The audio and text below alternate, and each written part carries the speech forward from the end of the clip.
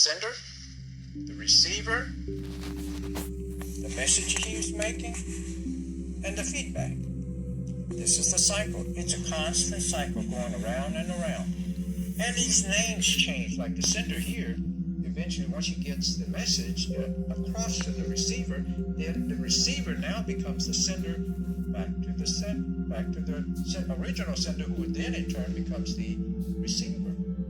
But looking at this, let's go ahead and look at some of the components of what makes a message, how we communicate. What is this?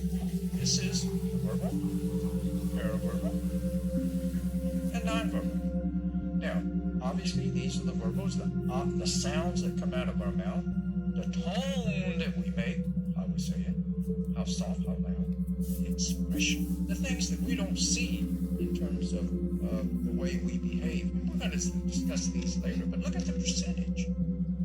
The large majority of the communication is nonverbal, followed by the paraverbal, and finally, actual words themselves. Now, look at this. This is here's Mickey's interpretation. This expression, Mickey Mouse's. In the interpretation, we see what your interpretation is, what the other person's interpretation is, and what they perceive. See these crossovers here, how these crossover. And this fuzziness that we think we know in this particular area is what is coming across as the message and the feedback.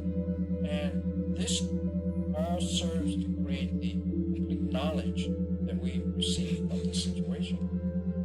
Now, viewing this, let's go and see what else we can be talking about. How this really impacts us in terms of the culture and the communication.